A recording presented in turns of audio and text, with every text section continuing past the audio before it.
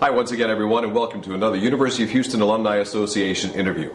I'm Tom Franklin, and joining me today is Dean Patricia Oliver. She is the head of the Gerald D. Heinz College of Architecture. Dean Oliver, thanks for joining me. Pleasure to be here. Tell me a little bit about Dean Oliver. I know you're from California. Give me a little bit about your background. I'm very much from California. Yeah, born in California. Lived my whole life in California, with a few exceptions. But I don't find a huge adjustment in moving from California to Houston, I have to say. We both experience this huge sprawl, and the city has some of the similar issues, you know, transportation and lack of center in some ways. So it's interesting to be in Houston. So what were you like growing up, and how did you get involved with architecture? Architecture didn't come to me right away. I wasn't one of those people who said, I want to be an architect when I'm 10, building sandcastles or something. It was something that got introduced to me through friends. So years of studying, I thought I would be probably a professor, was aiming at being a writer, studied comparative literature and literature, had virtually completed my degree in comparative literature when I switched over, and took on an independent degree, independent studies, to focus on the transition from verbal to visual thinking. What was it that got you into architecture? Was there one moment, one event, one something that made you say, this is really where I'd like to go? It was a roommate of mine, who had gone on to architecture school, and her previous degree was in psychology. She went to UCLA and started sending me these books. And so the reading part, I was like, read this. Okay. Well, that was literature, right? Exactly. But I started reading and went, wait a minute, this is pretty interesting stuff. And more exploration. And then finally I thought, well, you can't just jump into architecture from being a literature major. And hence the year of converting all my work into an independent studies major. And they only let 3 people do it in UCLA at the time. 3? Yeah. They were very afraid that we were trying to get away with something. So they made us, it was every ology, I think, that I had to take. So 3 life sciences, 3 physical sciences, 3 social sciences. And by the time I was done, I consider myself well educated.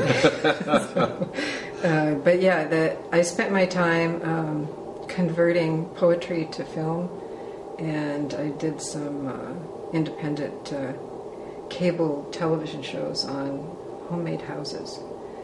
And yeah, as a kind of way to sort of begin the conversation with architecture. Give me your definition of architecture. The layperson says, oh, it's designing buildings and homes. It's got to be more than that. So what's your definition? It's interesting, come up with a definition. I think architecture contains everything that's in the built environment. So it can extend itself to the study of cities, and it can sort of take it from that scale and kind of shrink down to what it's like to be inside of a small space. So I think the range of influence of architecture is quite broad. Now, you had some administrative duties in California before coming here. Tell me about that. I was a senior vice president at the very prestigious school in California called Art Center College of Design. The interesting thing about that college is they had 10 to 12 different disciplines related to the design areas, architecture, environmental design being one. So I started the first department in environmental design in that college. I did that for many years, and then moved up to senior vice president, where I was not only in charge of some expansion of the sort of curriculum of the college in general, but the expansion of the college. And the fun part of that job was we had a sort of small architecture practice within the college.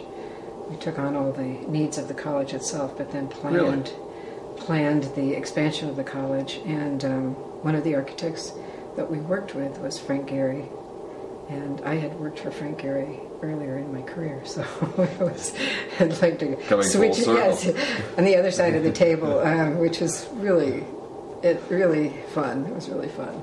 So how did you get from California to the University of Houston? What was the attraction? The challenge of the job, actually. Being able to work with faculty to create an educational environment that sort of molds young minds and sends them out into the world to continue this profession is pretty exciting. And challenging. You have to sort of try to think 10 years out, because you have them for 5 years roughly in college. Mm-hmm. And then once they leave, the world is going to be a very different place than it was when they entered. And for an educator to try to sort of anticipate what those challenges are and sort of meet them and try to make sure that you are delivering into the world an architect who has all of the skills and all of the mindset to be able to push the profession even further is, I don't know of a job that is more challenging, more satisfying. So what types of skills and disciplines and ideals do you want to leave with your students when they walk out of the doors here at the University of Houston? We're interested in making sure that they have a critical thinking base, that they're able to sort of think through a problem. More important than any actual skill set is having that sort of critical mindset. Then the ability to take the skills that you're given and use them is dependent on that. So, and then the other issues that we're facing is that the digital tools that are available are increasing exponentially, and most firms in the country are transitioning into a kind of digital base in which they work, and our students need to be able to think and to be able to not be enslaved by the technology, but to basically anticipate what that technology can do for them, and take the leadership in that process. And that's a very new demand that's been put on us. In your travels, had you been familiar with the Heinz College of Architecture and what its reputation was? Yeah, of course. When Philip Johnson did the building, it was big news. When Gerald Heinz was working to develop Houston downtown, that was big news, especially when I was in school.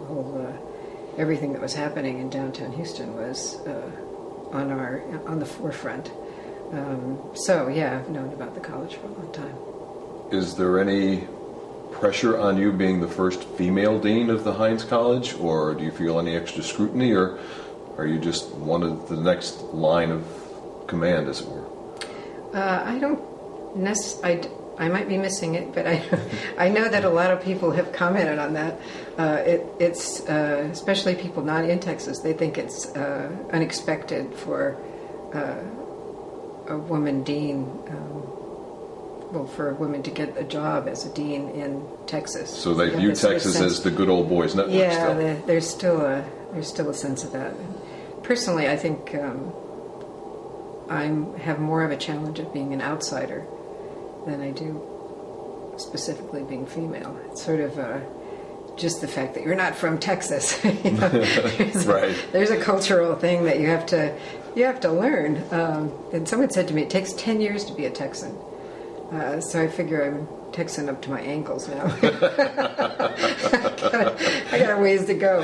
But no, there's a lot to learn. The learning curve has been very, very steep. But I've tried very, very hard to get around the city and to meet everybody I can. And I go to all the offices and try to meet all the alums that are in the offices. because we really populate a good part of the architecture firms. And that was my next question, is what's been your relationship with some of the alums that have come out of the Heinz School of Architecture since you've been here? It's been great. The alumni base seems to be pretty strong. They're very interested in what's going on at the college. They want to help, they want to be involved. So that's been very gratifying. Well, that's the challenge for you. You hear it from Dean Oliver, where there are people in the College of Architecture, is for you to get back involved with your university. And the easiest way for you to do that is by joining your alumni association. All you have to do is go to our website, www.houstonalumni.com, and you can find out all the information, all the various plans for signing up, whether you're a recent grad or a long-time grad. We want you as part of the Alumni Association. Dr. Couture wants you as part of the Alumni Association as well, because in the drive to become a Tier 1 institution, alumni participation is one of the things that is considered, and our alumni participation needs to be increased.